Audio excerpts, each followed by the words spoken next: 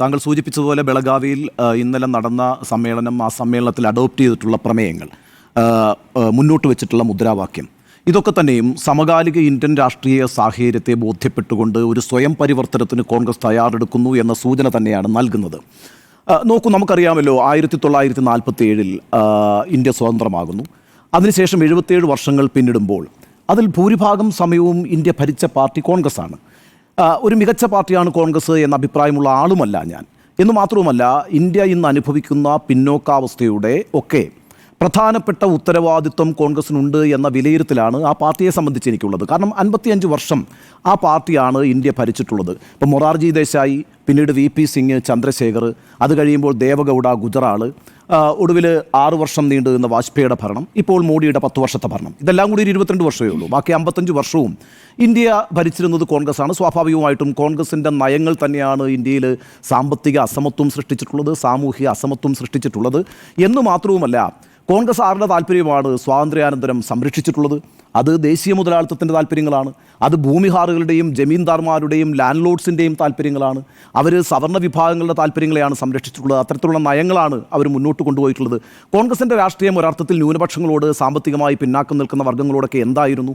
അവരെ അക്കോമഡേറ്റ് ചെയ്യുന്നൊരു രീതിയാണ് ഉണ്ടായിരുന്നത്. ഇൻക്ലൂസീവ് ആയിരുന്നില്ല, അക്കോമഡേറ്റ് ചെയ്യുക എന്ന് പറഞ്ഞാൽ ചില ഔദാര്യങ്ങൾ നൽകിക്കൊണ്ട് അവരെയൊക്കെ സംരക്ഷിച്ച് നിർത്തുന്നൊരു സമീപനമാണ് കോൺഗ്രസ് സ്വീകരിച്ചിട്ടുള്ളത്. അപ്പോൾ ആ അർത്ഥത്തിലൊക്കെ കോൺഗ്രസ് ഇന്ത്യയുടെ പിന്നോക്കാവസ്ഥയ്ക്ക് വലിയ റോൾ വഹിച്ചിട്ടുള്ള ഒരു പാർട്ടിയാണെന്ന് മാത്രവുമല്ല, ഭരണഘടനയെ പല തവണ ദുരുപയോഗം ചെയ്തിട്ടുള്ള പാർട്ടി കൂടിയാണ് കോൺഗ്രസ് എന്ന കാര്യത്തിൽ എന്താ സംശയം? ആർട്ടിക്കിൾ 356 എന്ന് പറയുന്ന വകുപ്പ് ഏറ്റവും അധികം പ്രാവശ്യം ഉപയോഗിച്ചിട്ടുള്ള പാർട്ടിയാണ് കോൺഗ്രസ്. അതിൻ്റെ ആദ്യത്തെ രക്തസാക്ഷി കേരളത്തിൻ്റെ ജനാധിപത്യമാണ്. 1959 EMS നമ്പൂതിരിപ്പാടിൻ്റെ സർക്കാരിനെ പിരിച്ചുവിട്ടുകൊണ്ട് ജവഹർലാൽ നെഹ്റുവിൻ്റെ സർക്കാരാണ് 356 വകുപ്പ് ആദ്യമായിട്ട് ഉപയോഗിക്കുന്നത്. പിന്നീട് എത്രയോ തവണ ആ വകുപ്പ് ദുരുപയോഗം ചെയ്തിട്ടുണ്ട്. അതിനൊക്കെ കോൺഗ്രസിന് വലിയ പങ്കുണ്ട്.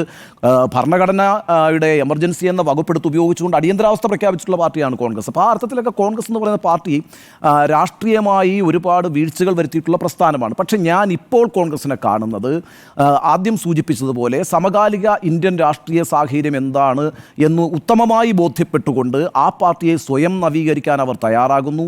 ഇന്ന് ഈ രാജ്യം കടന്നു പോകുന്ന രാഷ്ട്രീയ സാഹചര്യത്തെ ബോധ്യപ്പെട്ട് അതിനൊരു സൊല്യൂഷൻ കണ്ടെത്താൻ ശ്രമിക്കുന്നു. അതിൻ്റെ ഭാഗമായി വളരെ സുപ്രധാനമായ ഒരു രാഷ്ട്രീയ മുദ്രാവാക്യം അവർ കമ്പൈൻ ചെയ്തെടുത്തിരിക്കുന്നു, കോയിൻ ചെയ്തെടുത്തിരിക്കുന്നു.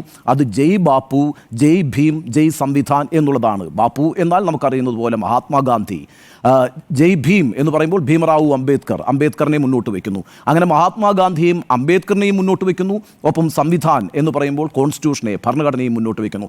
അത് വളരെ സവിശേഷമായൊരു കോയിനിങ് ആണ്, ഒരു കോമ്പിനേഷനാണ്. ഇന്ന് ഈ രാജ്യം കടന്നു പോകുന്ന പ്രതിസന്ധികൾക്ക് പരിഹാരമുണ്ടാക്കാൻ കഴിയും വിധത്തിലുള്ള ഒരു രാഷ്ട്രീയ ആശയത്തെ മുന്നോട്ട് കൊണ്ടുവരാൻ കോൺഗ്രസ് ശ്രമിക്കുന്നു എന്നുള്ളത് വളരെ വളരെ പുരോഗമനപരമായിട്ട് ഞാൻ കാണുന്നു. ആ മാറ്റത്തെ ഞാൻ അംഗീകരിക്കുകയും ചെയ്യുന്നു. കാരണം എന്താണെന്ന് വെച്ചാൽ, നമുക്കറിയാമല്ലോ കോൺഗ്രസിൻ്റെ രാഷ്ട്രീയത്തെ നമ്മൾ എപ്പോഴും കണ്ടിട്ടുള്ളത് റൈറ്റ് വിങ് പൊളിറ്റിക്സ് ആയിട്ടാണ്. നമ്മൾ അവരെ വലതുപക്ഷം എന്നാണല്ലോ വിളിക്കുക. ഇപ്പോൾ കേരളത്തിൽ വലതുപക്ഷ മുന്നണിയും ഇടതുപക്ഷ മുന്നണിയും എന്നല്ലേ നമ്മൾ പറയുന്നത്. അപ്പോൾ ആ വലതുപക്ഷം എന്ന് പറയുന്നത് എന്താണ്?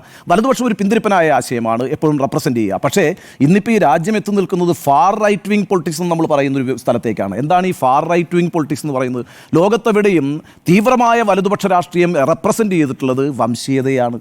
അത് മതത്തിൻ്റെ അടിസ്ഥാനത്തിൽ, വംശത്തിൻ്റെ അടിസ്ഥാനത്തിൽ, രക്തശുദ്ധിയുടെ അടിസ്ഥാനത്തിലൊക്കെ ആളുകളെ സംഘടിപ്പിക്കുകയും അതിനെതിരായി നിൽക്കുന്ന മനുഷ്യരെ ഇല്ലായ്മയും ചെയ്യുന്ന രാഷ്ട്രീയത്തെയാണ് നമ്മൾ ഈ വലതുപക്ഷ തീവ്രവാദം എന്ന് പറയുന്നത്. അത്തരത്തിലുള്ളൊരു വലതുപക്ഷ തീവ്രവാദ ദേശീയതയിലേക്ക് രാജ്യം പോകുന്നൊരു സാഹചര്യം രൂപപ്പെട്ടു വന്നിട്ടുണ്ട്. അത് പ്രധാനമായും 2014 മുതൽ ഇങ്ങോട്ടാണ് അത് ആരംഭിച്ചിരിക്കുന്നത്. നരേന്ദ്രമോദിയുടെ ഭരണത്തിലേക്ക് വരുന്നത് മുതലാണ് വളരെ അഗ്രസീവായിട്ട് ഹിന്ദുത്വ ദേശീയത അവതരിപ്പിക്കാൻ BJP ശ്രമിച്ചിട്ടുള്ളത്, സംഘപരിവാർ ശ്രമിച്ചിട്ടുള്ളത്. 1925 RSS രൂപപ്പെടുമ്പോൾ ഇന്ത്യൻ സ്വാതന്ത്ര്യ സമരത്തിൻ്റെ ഭാഗമായിട്ടുള്ള RSS, അതിൻ്റെ കാരണം എന്ന് വെച്ചാൽ ഇന്ത്യ എന്ന് പറയുന്നതിനെ RSS വിഭാവന ചെയ്തിട്ടുള്ളത് ഹിന്ദുത്വ ഇന്ത്യയാണ്, ഹിന്ദുത്വ ദേശീയതയാണ്.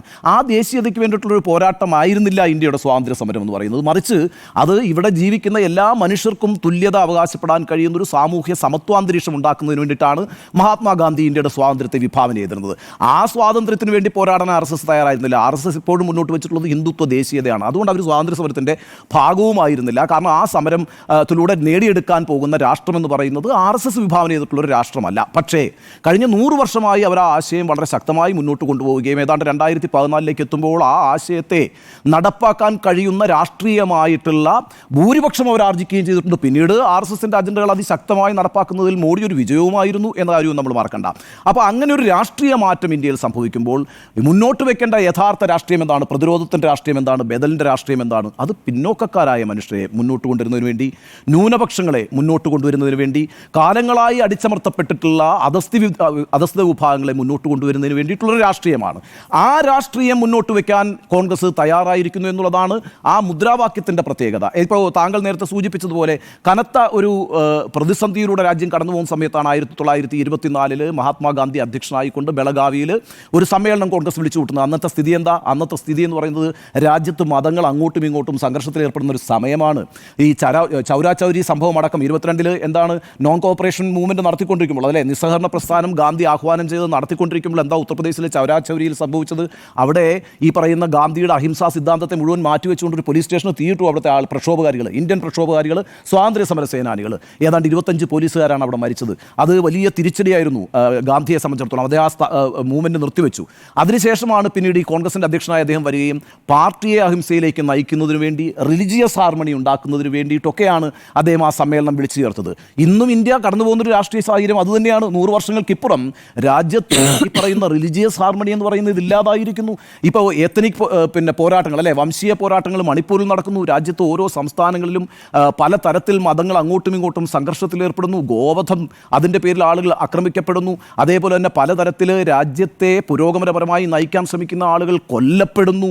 അങ്ങനെയൊക്കെയുള്ള സംഭവങ്ങൾ രാജ്യത്തുണ്ടാകുമ്പോൾ 100 വർഷങ്ങൾക്ക് ശേഷം വീണ്ടും അത്തരത്തിലൊരു ഡെമോക്രാറ്റിക്കായ മൂവ്മെൻറ്റ് ഉണ്ടാകേണ്ടതുണ്ട്. അതിന് കോൺഗ്രസ് മുൻകൈയെടുക്കുന്നു എന്ന് പറയുന്നത് വളരെ വളരെ പ്രധാനപ്പെട്ട ഒരു കാര്യമാണ്. മഹാത്മാഗാന്ധിയുടെ ആദർശങ്ങൾക്ക് എക്കാലത്തും പ്രസക്തിയുണ്ട്. അത് അങ്ങേയറ്റം പ്രസക്തമായിരിക്കുന്ന ഒരു കാലഘട്ടത്തിലാണ് നമ്മൾ ജീവിക്കുന്നത്. അതിനോടൊപ്പം അംബേദ്കറെ കൂടി കൊണ്ടുവരുന്നു എന്ന് പറയുമ്പോൾ കോൺഗ്രസ് അതിൻ്റെ നയം മാറ്റുന്നു. നേരത്തെ ഞാൻ പറഞ്ഞല്ലോ, സവർണ ഹിന്ദു സ്വഭാവത്തിലുള്ള ഒരു പാർട്ടിയായിരുന്നു കോൺഗ്രസ് എന്ന കാര്യത്തിൽ കോൺഗ്രസിലുള്ളവർക്ക് പോലും സംശയമില്ല. അതിൻ്റെ നയങ്ങളെ തീരുമാനിക്കുന്നതിനകത്ത് സവർണ ഹിന്ദു വിഭാഗങ്ങൾക്ക് വലിയ സ്വാധീനമുണ്ടായിരുന്നു. എപ്പോഴും കോൺഗ്രസിൻ്റെ നേതൃത്വത്തിൽ സവർണ വിഭാഗങ്ങൾ തന്നെയാണ് ആധിപത്യം പുലർത്തിയിട്ടുള്ളത്. പക്ഷേ ഇന്ന് രാജ്യത്തെ അന്തരീക്ഷം മാറിയിരിക്കുന്നു.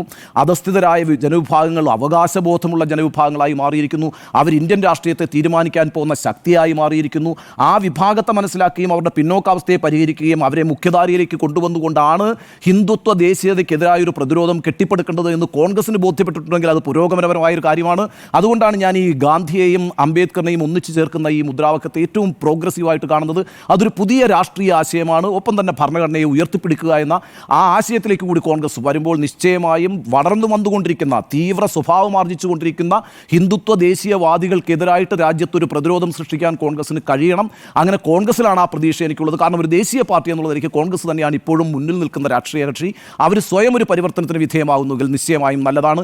ഈ അടുത്ത ഒരു വർഷത്തേക്കുള്ള ഒരു ഓർഗനൈസേഷണൽ റീസ്ട്രക്ചറിങ് കൂടി അവർ ഉദ്ദേശിക്കുന്നു എന്നുള്ളത് വളരെ പ്രധാനപ്പെട്ട കാര്യമാണ്. കാരണം അടുത്ത വർഷം ആകപ്പാടെ 2 തെരഞ്ഞെടുപ്പിലേ നടക്കാനുള്ളൂ, ഡൽഹിയിലും ബീഹാറിലും. അപ്പോൾ തെരഞ്ഞെടുപ്പുകൾ ഇല്ലാത്തൊരു വർഷം എന്നുള്ള നിലയ്ക്ക് കോൺഗ്രസ് ആ പാർട്ടിയെ ഓർഗനൈസേഷനലി ശക്തിപ്പെടുത്താൻ തീരുമാനിക്കുന്നത് നല്ലതാണ്. കാരണം വെച്ചാൽ BJP പോലൊരു നല്ല എണ്ണയിട്ട യന്ത്രം പോലെ പ്രവർത്തിച്ചുകൊണ്ടിരിക്കുന്ന ഒരു രാഷ്ട്രീയ പാർട്ടിയെ പ്രതിരോധിക്കണമെങ്കിൽ അതിശക്തമായൊരു സംഘടനാ സംവിധാനം ആവശ്യമാണ്. എന്ന് മാത്രമല്ല, കോൺഗ്രസ് ഇപ്പോൾ ഗുജറാത്തിലാണ് AICC സമ്മേളനം നടത്താൻ തീരുമാനിച്ചിരിക്കുന്നത്. അത് മഹാത്മാഗാന്ധിയുടെ ജന്മസ്ഥലമായ പോർബന്തറിൽ ചേരാനാണ് അവർ ആലോചിക്കുന്നത്. അതിന് അനുവാദം കിട്ടുമോ എന്നറിയില്ല. എങ്കിൽ കൂടിയും നരേന്ദ്രമോദിയുടെയും അമിത്ഷായുടെയും സ്വന്തം സംസ്ഥാനമായ അവിടെ പോയി നിന്നുകൊണ്ട് പോർബന്തറിൽ, മഹാത്മാഗാന്ധിയുടെ ജന്മസ്ഥലമായ പോർബന്തറിൽ നിന്നുകൊണ്ട് മഹാത്മാഗാന്ധിയുടെ ആശയത്തെ ഉയർത്തിപ്പിടിച്ചുകൊണ്ട് ജനങ്ങളെ അഭിസംബോധന ചെയ്യാൻ അവർ ശ്രമിക്കുന്നുണ്ടെങ്കിൽ അതൊരു നല്ല കാര്യമാണെന്ന് മാത്രമല്ല, ഇപ്പോൾ ആരംഭിക്കാൻ പോകുന്ന റാലി അവസാനിക്കാൻ പോകുന്നത് ജനുവരി 26 മഹു എന്ന് പറയുന്ന സ്ഥലത്താണ്. മഹുവിൻ്റെ പ്രത്യേകത എന്താ? അംബേദ്കറിൻ്റെ ജന്മസ്ഥലമാണ് മഹു. അപ്പം ഗാന്ധിയെയും അംബേദ്കറിനെയും കോയിൻ ചെയ്തുകൊണ്ട് ഒരു പുതിയ രാഷ്ട്രീയം അവർ മുന്നോട്ട് വയ്ക്കുന്നു. 1 വർഷം നീണ്ടു നിൽക്കുന്ന പദയാത്രകൾ അവർ ആസൂത്രണം ചെയ്യുന്നു. അത് ഈ പറയുന്ന ന്യായ യാത്ര പോലെയോ ഭാരത് ജോഡോ യാത്ര പോലെ അല്ല. അത് രാഹുൽ ഗാന്ധി അല്ല നയിക്കുന്നത്. എല്ലാ സംസ്ഥാനങ്ങളിലെയും പ്രാദേശിക നേതാക്കൾ നയിക്കുന്ന റാലികൾ, എല്ലാ ഗ്രാമങ്ങളിലൂടെയും സഞ്ചരിക്കുന്ന പദയാത്രകൾ, എല്ലാ ടൗൺഷിപ്പുകളിലൂടെയും സഞ്ചരിക്കുന്ന പദയാത്രകൾ, ഈ രീതിയിലൊക്കെയാണ് കാര്യങ്ങൾ വിഭാവന ചെയ്യുന്നത്. അപ്പം ഓർഗനൈസേഷനലി ശക്തിപ്പെടുത്താൻ ശ്രമിക്കുന്നു. അതിനോടൊപ്പം തന്നെ ഇന്ന് രാജ്യം ആവശ്യപ്പെടുന്ന ഏറ്റവും മനോഹരമായ ബദലാശയത്തെ, രാഷ്ട്രീയ ആശയത്തെ മുന്നോട്ട് കൊണ്ടുവരാൻ ശ്രമിക്കുന്നു. അതുകൊണ്ട് ഈ 2 കാര്യങ്ങൾ വെച്ച് തന്നെ ഇതൊരു അടിമുടി മാറ്റമാണ്. ആ മാറ്റം പ്രോഗ്രസീവാണ്. അത് ഈ രാഷ്ട്രീയ സാഹചര്യം ആവശ്യപ്പെടുന്ന മാറ്റമാണ്. അതിന് കോൺഗ്രസ് പാർട്ടിക്ക് കഴിയുന്നുണ്ടെങ്കിൽ അത് നല്ലൊരു പ്രതിരോധമായിരിക്കും എന്ന് തന്നെയാണ് എൻ്റെ നിലപാട്.